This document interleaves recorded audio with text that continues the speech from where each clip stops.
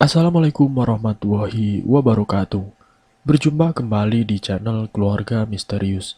Semoga kita dan kalian semua masih tetap selalu dalam lindungan Allah Subhanahu wa taala, diberikan kesehatan, dilancarkan rezekinya, dan dimudahkan dalam segala urusan apapun.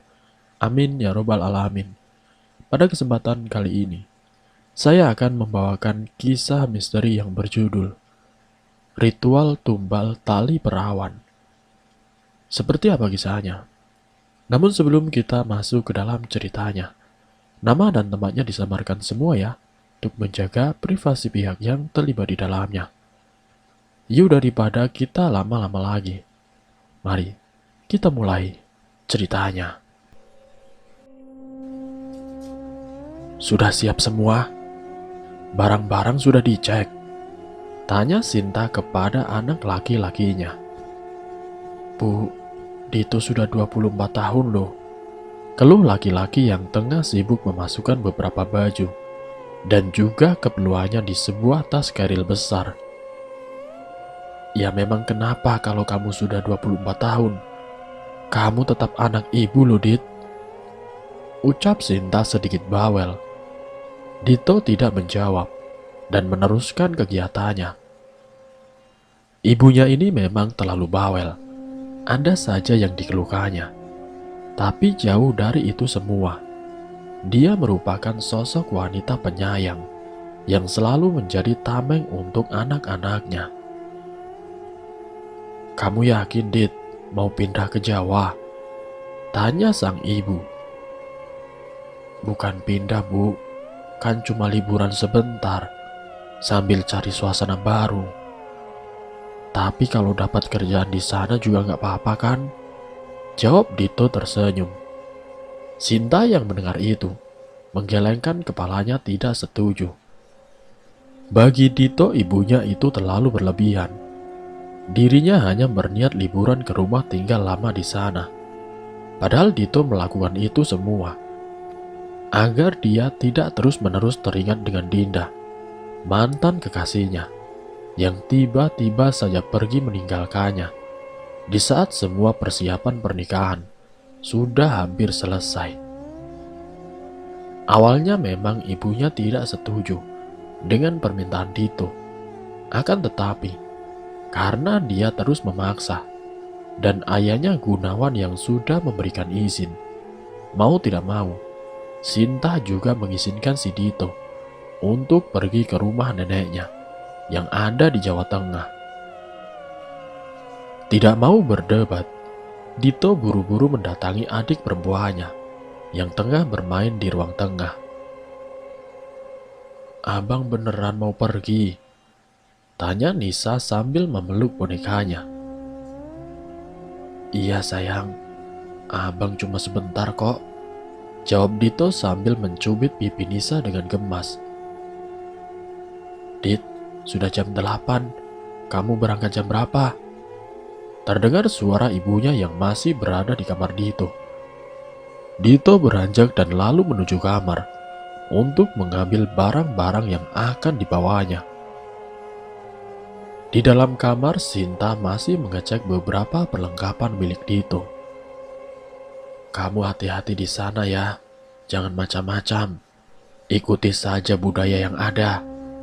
Ibu juga berasal dari Jawa.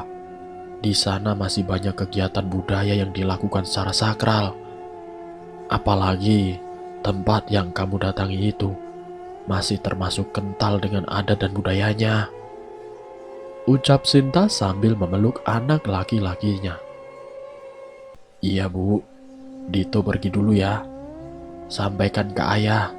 Ya walaupun tadi pagi Dito juga sudah pamitan, kata Dito sambil melepaskan pelukan ibunya. Setelah berpamitan, segera Dito berjalan keluar rumah menuju terminal yang ada di kotanya. Panas terik matahari mulai menyengat. Bising suara kendaraan serta suara para penjual makanan dan minuman menambah keriuhan suasana terminal pagi itu. Dito dari tadi sudah duduk di salah satu bangku ruang tunggu. Tak henti dia menyeka keringat yang terus saja keluar dari dahinya. Sesekali dia mengecek jam untuk memastikan kalau dia tidak terlambat untuk masuk ke dalam bus jurusannya. Hampir saja Dito kehabisan tiket bus yang sesuai dengan rute perjalanannya. Untungnya masih ada agen yang memiliki satu tiket. Itu pun dia tidak bisa memilih kursi.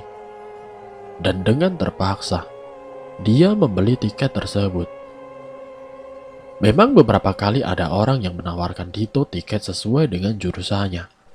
Tapi Dito memilih untuk berkeliling terlebih dahulu, daripada harus mengeluarkan biaya 2 kali lipat dari harga normal. "Mas, busnya mau berangkat. Silakan masuk ke dalam," ucap pegawai agen travel yang duduk tidak jauh dari Dito. Segera Dito berjalan menuju bus yang akan membawanya ke desa Renggono. Melihat deret kursi, ternyata dia mendapatkan kursi di bagian tengah agak ke belakang. "Permisi mas," ucap Dito saat mencoba melewati seorang pria yang duduk di sebelah kursi miliknya. Laki-laki itu hanya tersenyum, mempersilahkan Dito untuk lewat. Sekarang disinilah Dito duduk di bus yang sedang membawanya menuju rumah neneknya yang hampir tidak pernah dia kunjungi. Dito selalu melihat keluar jendela. Pikirannya masih terus membayangkan sosok Dinda.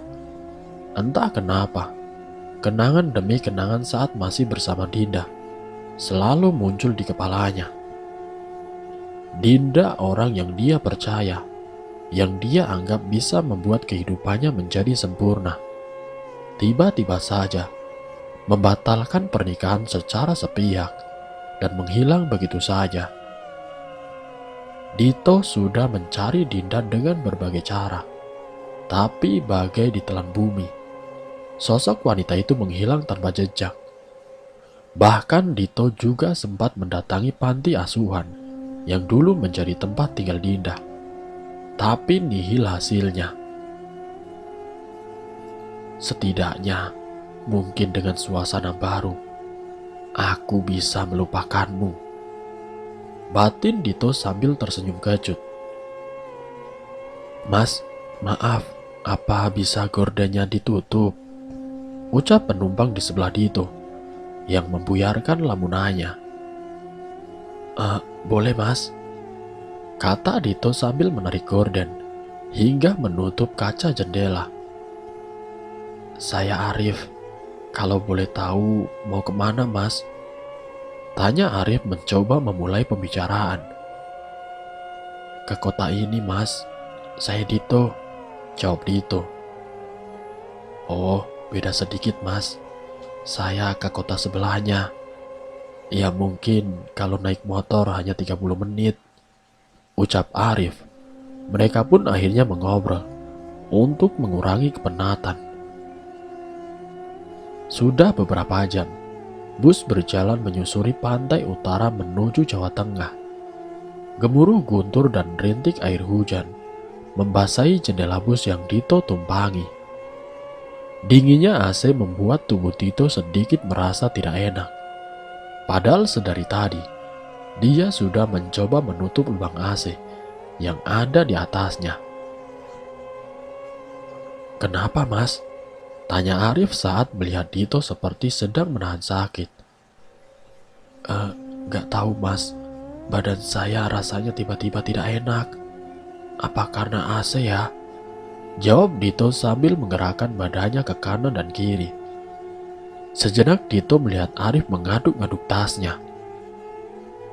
Ini minum dulu mas, siapa tahu bisa enakan," kata si Arif sambil memberikan sebungkus obat masuk angin cair di tangannya. Awalnya Dito sedikit ragu untuk menerima makanan atau minuman dari orang asing. Tapi saat melihat sorot mata Arif, keraguan itu menghilang. Segera Dito meminum obat tersebut. Benar saja, badannya jauh lebih baik, bahkan tanpa bisa Dito tahan. Suara kentut terdengar dengan nyaringnya. Maaf mas, ucap Dito malu dan menyesal karena perbuatannya. Padahal di belakang juga ada toilet yang bisa ia gunakan untuk buang angin. Iya mas, gak apa-apa, jawab Arif tersenyum. Walau sebenarnya Dito tahu kalau dia sedang menahan tawa. Berbeda dengan orang yang ada di depan dan juga belakangnya. Ada yang ngomel-ngomel dan juga ada yang tertawa karena suara kentut Dito. Merasa dirinya malu, akhirnya Dito mencoba untuk tidur. Bang, bang, bang Dito, bangun bang. Terdengar suara lirih wanita yang jelas sekali Dito kenal. Tapi tidak mungkin wanita itu sekarang ada di sini, satu bus bersama dengannya. Bang Dito, bangun. Kebiasaan, kalau tidur pasti ngorok. Sekali lagi suara itu terdengar di telinga Dito. Pelan Dito membuka matanya. Benar saja, wanita yang selama ini ia cari berada dekat sekali dengannya. Dinda, ini benar kamu, ucap Dito sedikit keras. Kamu kemana saja, Din? Kenapa kamu pergi? Lirih si Dito. Dia mencoba menyentuh pipi Dinda. Terasa sekali kulit pipinya yang halus. Berarti ini bukan mimpi, batin si Dito. Maaf mas, Dinda harus pergi. Mas sekarang pulang ya, ucap Dinda sambil tersenyum. Sejurus kemudian, Dinda langsung berdiri dan berlari menerjang jendela kaca yang ada di seberangnya. Dito yang kaget langsung melompat berdiri. Terlihat tubuh Dinda separuh masih di dalam bus dan separuhnya lagi ada di luar. Bercak-bercak darah menyiprat ke kaca-kaca di sekitarnya. Dinda! Teriak Dito terkejut dengan apa yang dia lihat.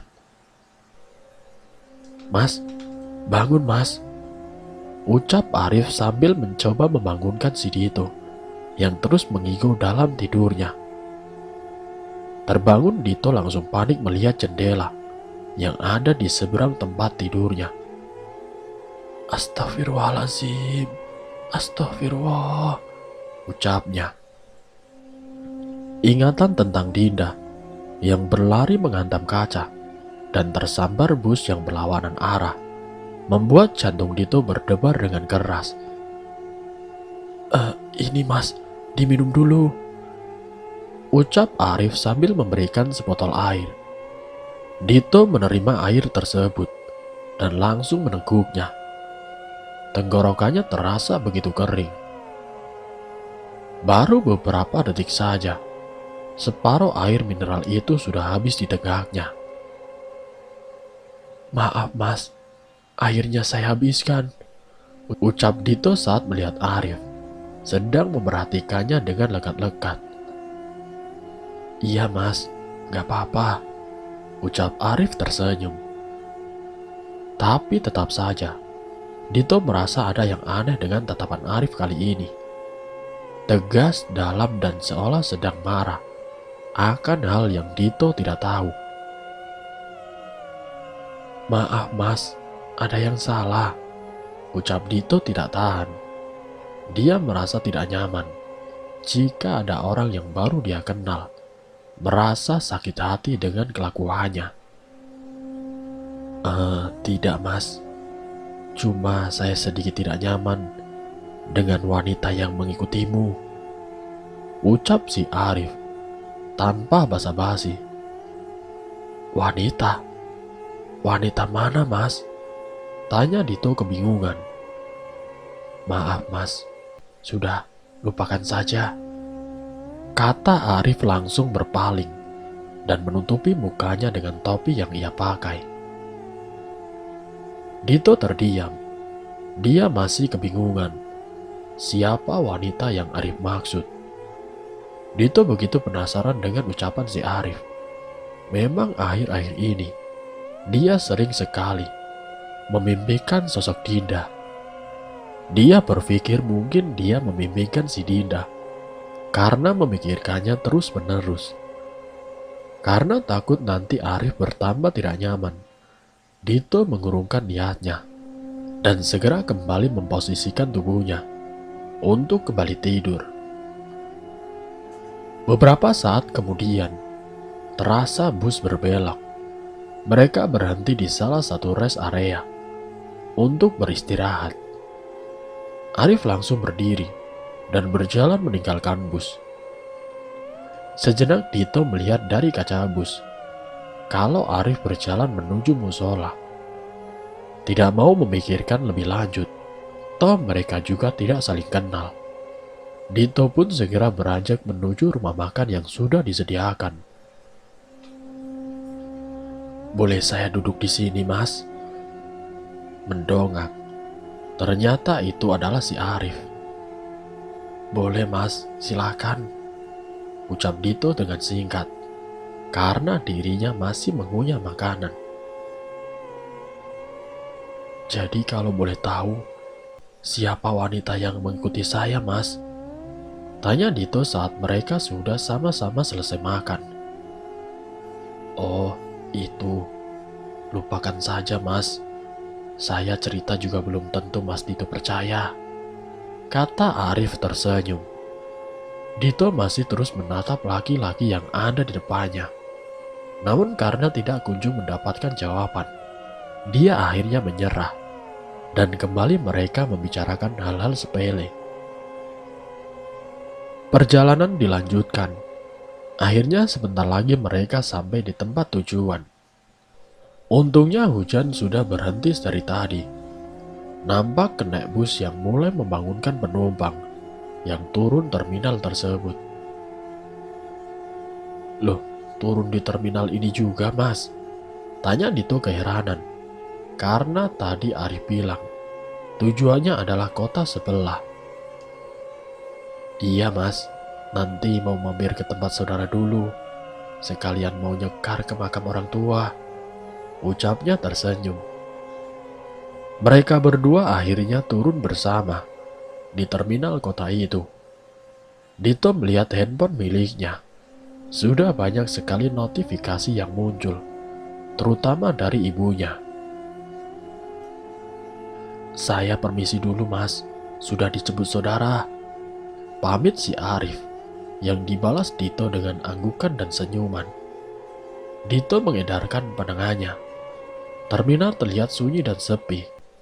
Hanya beberapa warung makan saja yang masih terbuka. Dia lupa tadi untuk mengabari Pak D-nya. Karena itu dia harus menunggu kurang lebih 1 jam sampai Pak D-nya datang menjemputnya. "Dito? Dito kan?" ucap seorang laki-laki parubaya. Awalnya Dito tidak menyadari. Namun saat laki-laki itu menyebutkan namanya, baru Dito sadar kalau itu adalah Pak D-nya. Pak D Marwanto, kakak kandung dari ayahnya. "Sudah besar kamu sekarang. Terakhir Pak D lihat masih SD," ucap Pak D Marwoto sambil menepuk pundak Dito. Iya Pak D, sudah lama ya." "Pak D sehat?" tanya Dito.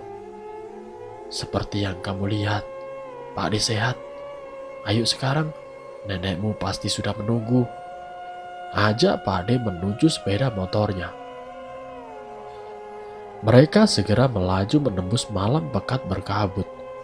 Sepanjang perjalanan, Dito hanya mendapati beberapa sepeda motor yang berpapasan dengan mereka. Entah karena kondisi sehabis hujan, atau memang kota ini sangat sepi. Padahal jam baru menunjukkan pukul 8 malam. "Rumah nenek masih jauh, Pak D?" tanya Dito dengan sedikit mengeraskan suaranya. Tidak, Dit. Sebentar lagi sampai kok," jawab Pak D. Benar saja. Tidak sampai 10 menit setelah melalui jalanan makadam, terlihat sebuah gapura kokoh yang bertuliskan Desa Renggono. Udara malam yang dingin, serta adanya kabut, membuat siluet rumah-rumah yang bercahaya temaram terlihat begitu mempesona, membuat Dito takjub. Desa Rengkono memang terletak di daerah tinggi, di bawah salah satu gunung, dengan ketinggian 3000 mdpl. Kini tubuh Dito mulai terasa kaku. Dia menyesal hanya memakai sweater tipis. Untungnya dari Gapura sampai tempat tinggal neneknya hanya memakan waktu sebentar. Tibalah Dito di depan bangunan yang lumayan cukup besar, bermodelkan rumah zaman kolonial, khas dengan batu-batuan yang ditempel di dinding bagian bawah. Terlihat neneknya sudah menunggu mereka di depan teras. "Assalamualaikum," ucap Pak De yang langsung mencium tangan wanita berusia senja itu. "Waalaikumsalam. Ini Dito. Wah, kamu sudah besar ya, Le. Ayo masuk, di luar dingin," ajak si nenek setelah Dito mencium punggung tangannya. Suasana di rumah nenek tidak jauh berbeda saat terakhir kali Dito datang ke sini. Lukisan besar yang berada di ruang tamu menampilkan keluarga ayahnya, serta beberapa perabot yang Dito yakini sudah berumur sangat tua. Nenek sehat?" tanya Dito saat mereka sudah duduk di dapur, agar dekat dengan tungku perapian. "Alhamdulillah sehat, Nak. Ini diminum dulu teh jahenya. Pasti kamu kedinginan kan?" ucap si nenek sambil menyerongkan secangkir teh jahe yang masih terlihat mengepul. Karena memang dingin sekali, Dito langsung meminum teh tersebut dan langsung menyemburkannya. "Ya ditiup atau diaduk dulu, Thomas. Wongnya masih panas kok," ucap nenek terkekeh. Sedangkan Pak De tertawa melihat tingkah Dito. Dito yang merasa malu segera menaruh kembali cangkir tehnya dan segera menghidupkan sebatang rokok.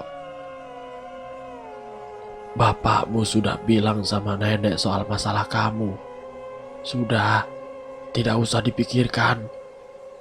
Nanti kamu bisa cari kesibukan lain di sini," kata nenek sambil tersenyum. Dito yang tidak siap dengan pernyataan yang dilontarkan neneknya hanya bisa mengangguk dan lalu mengiyakan. Setelah itu mereka hanya membicarakan dan menanyakan kabar satu sama lain. Sampai akhirnya, karena malam semakin larut, Dito digiring oleh neneknya untuk segera tidur. Kini ia menempati kamar bekas milik ayahnya. Kamar itu cukup luas, dengan model ranjang besi, yang setiap Dito bergerak, pasti menimbulkan bunyi decit yang tidak mengenakan. Sedangkan di sekelilingnya, juga masih terdapat kelambu. Meja belajar pun masih sama, saat ketika terakhir kali dia datang ke sini. Namun karena dulu dia masih kecil, jadinya tidak terlalu memperhatikan sekitar. Kini sudah hampir 30 menit. Dito mencoba untuk tertidur, tapi matanya tidak kunjung terpejam. Dinginnya udara membuat tubuh Dito begitu kaku. Dia belum terbiasa dengan cuaca di tempatnya saat ini. Beranjak, Dito pun berniat untuk membakar sebatang rokok. Dibukanya jendela kamar. Suasana benar-benar sepi. Namun itu wajar, karena jam juga sudah menunjukkan pukul 11 malam. Menit demi menit, hisapan demi hisapan sudah berlalu. Akan tetapi, Dito juga tidak kunjung merasa mengantuk. Dia bangkit membuka pintu kamarnya, berniat membuat secangkir kopi. Percuma saja dia memaksakan untuk tidur. Mungkin karena sudah berjam-jam, dia sudah tidur di dalam bus. Jadi malam ini, matanya menjadi begitu segar. Baru saja Dito melangkah menuju dapur, dia dikagetkan oleh bayangan wanita yang keluar rumah melalui pintu dapur milik neneknya. Ah, mungkin Bude, tapi ngapain malam-malam gini keluar rumah? Batin si Dito. Berpikir itu bukan urusannya.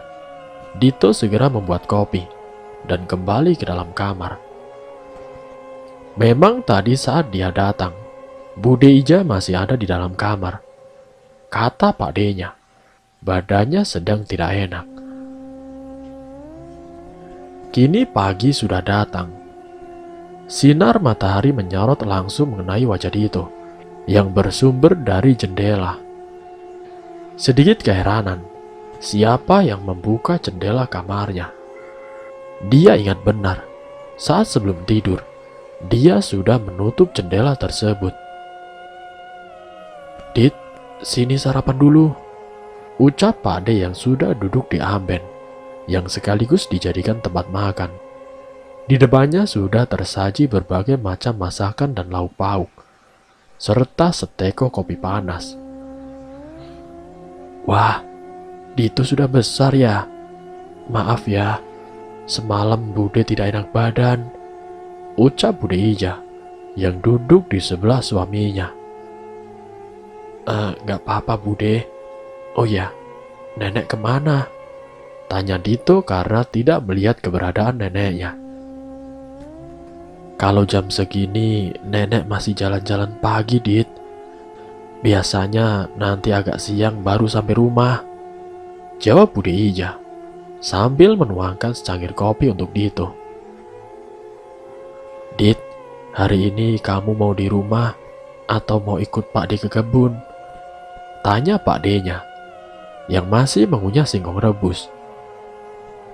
Belum tahu Pak D, tapi sepertinya mau di rumah dulu. Baru kalau mau jalan-jalan mungkin sorean saja, jawab Dito sambil mengembuskan asap rokok. Oh ya, tadi nenek pesan, di sini masih kental sama adat budaya. Sama kamu jangan main-main terlalu masuk ke dalam hutan ya, ucap Pak D memberitahu. Memangnya budaya seperti apa Pak D?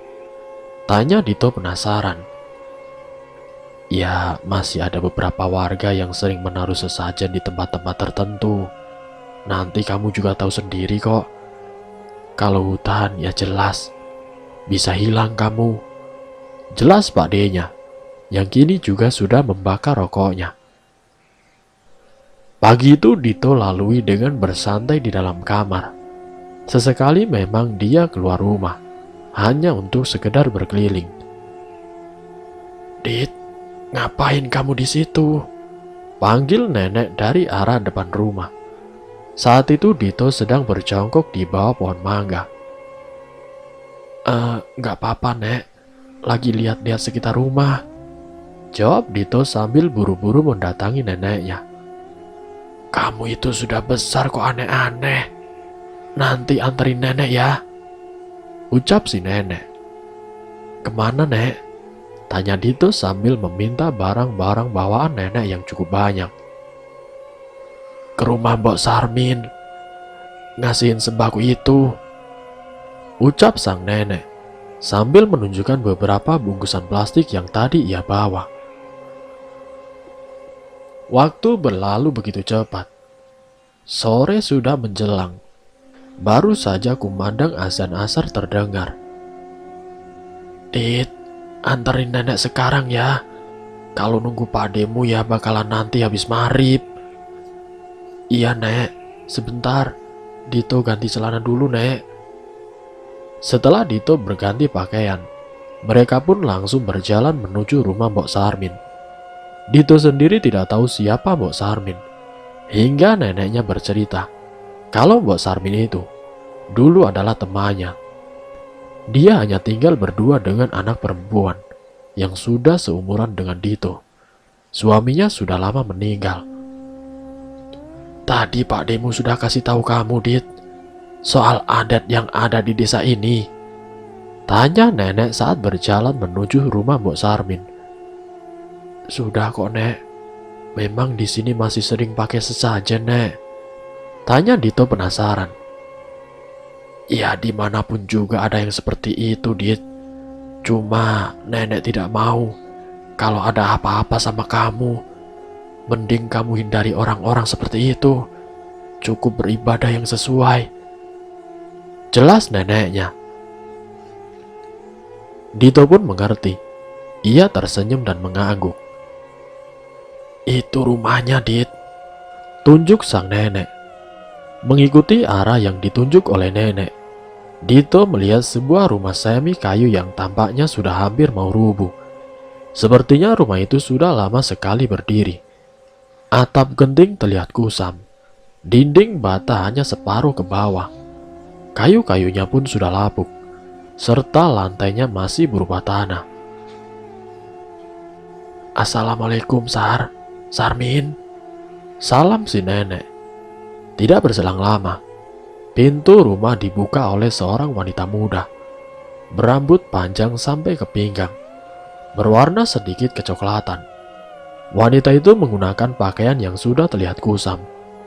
Dito berpikir, sebenarnya wanita itu sangat manis, namun karena keterbatasannya, jadi mungkin tidak sempat untuk merawat diri. Waalaikumsalam, Nek Harjo. Silakan masuk, Nek. Ucap lembut gadis yang bernama Ningsih. Dito mengetahui ini karena tadi neneknya sudah bercerita dan memberitahu nama-nama penghuni rumah tersebut.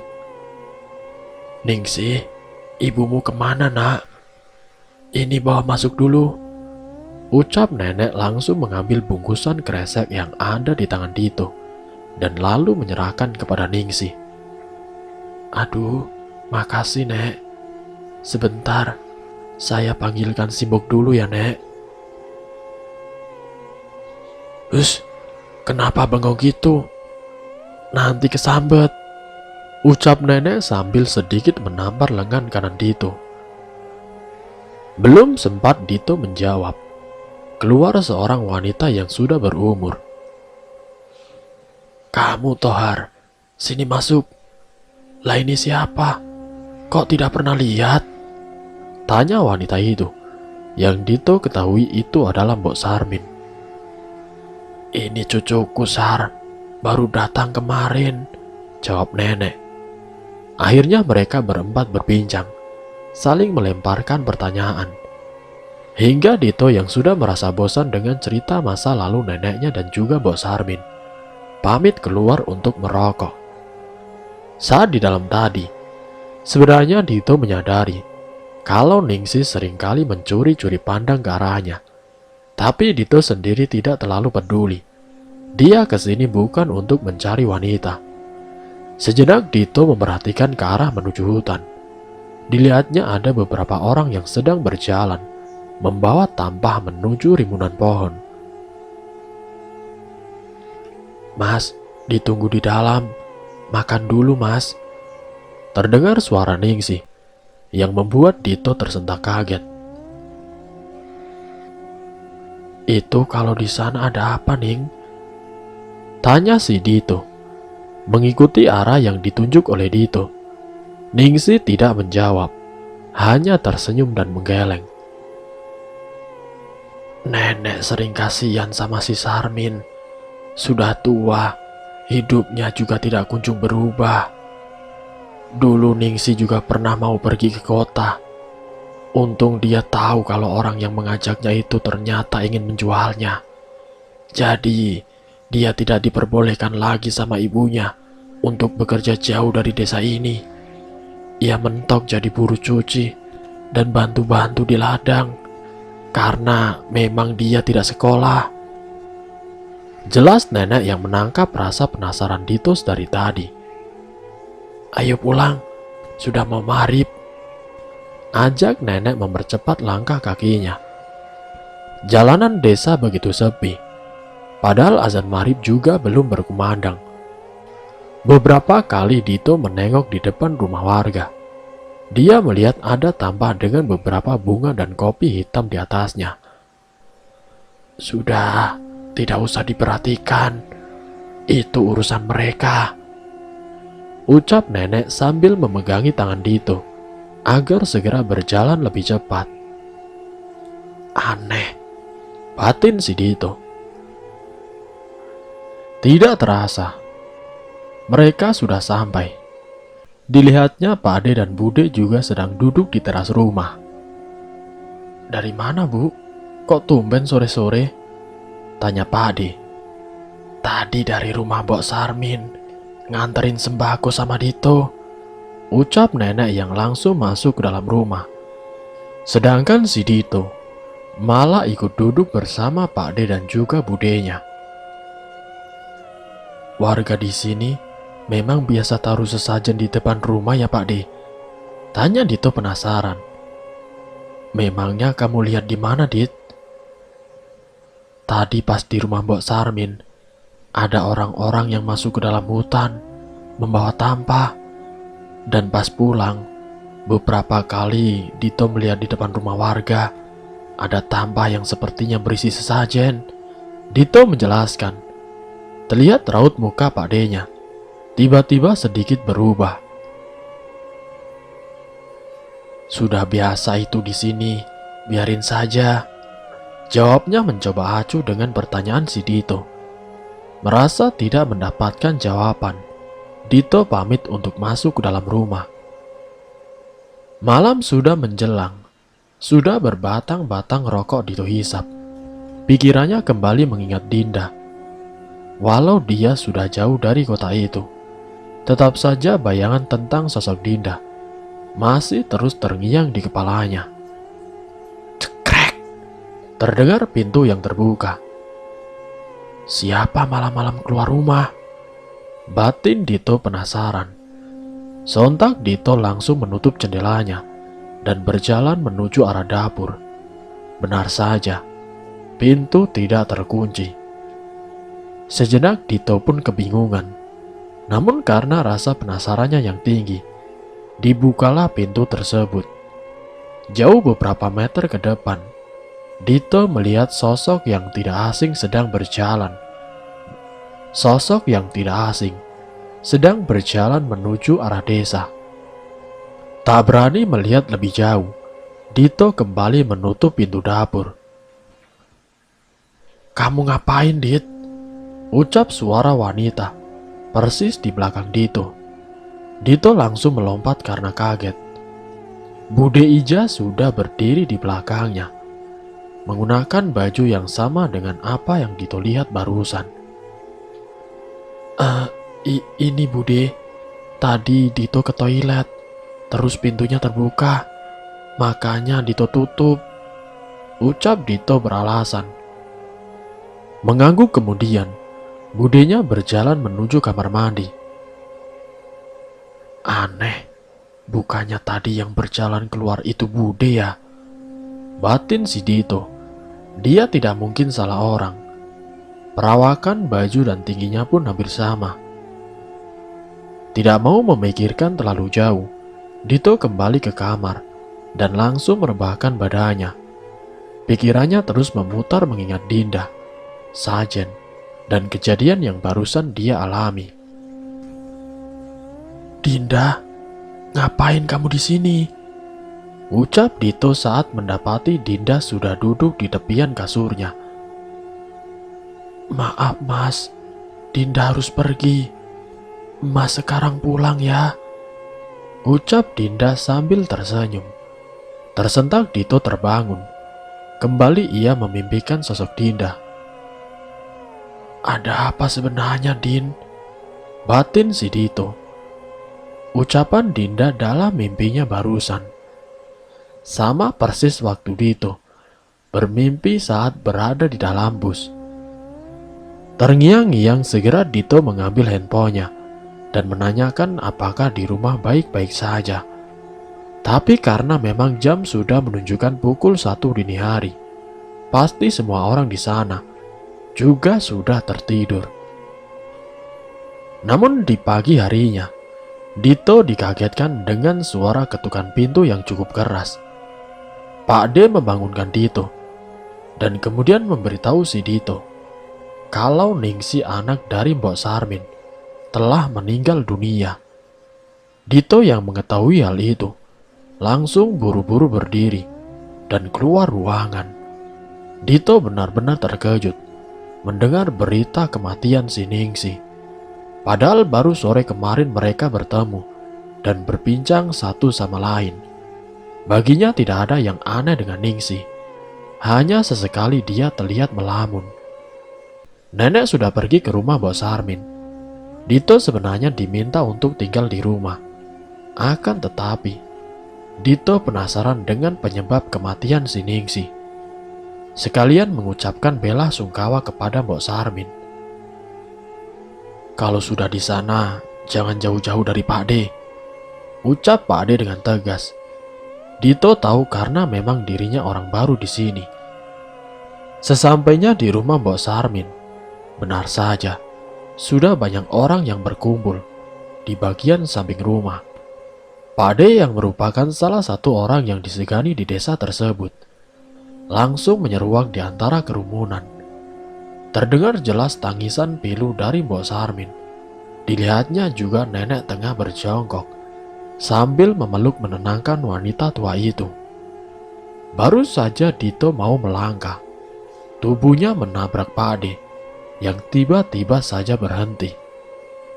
Astagfirullahaladzim, ucap Pak De. Dito langsung melihat ke depan. Betapa kagetnya dia. Tubuh Ningsih tergantung di kasau dapur rumahnya. Jasadnya begitu mengerikan. Anehnya ada tetesan darah yang mengalir dari sela-sela pahanya dan terus menetes ke bawah. Ketika Dito melihat arah tetesan darah itu, dia bertambah kaget. Ada sebuah benda merah sebesar kepalan tangan manusia. Jelas sekali bentuknya, mirip manusia yang sedang beringkuk. Janin, batin si Dito. "Pak Kades," ucap salah seorang warga yang melihat kedatangannya. Buru-buru Dito beserta warga sekitar menyingkir untuk memberikan jalan. "Astagfirullahaladzim, panggil polisi sekarang," pekik Pak Kades dengan keras. Dan bersambung, apakah penyebab dari kematian si Ningsih? Nanti saya akan lanjutkan ke bagian yang berikutnya. Jadi untuk kalian, saya mohon tetap stay di channel ini. Sampai berjumpa di part yang selanjutnya. Wassalamualaikum warahmatullahi wabarakatuh.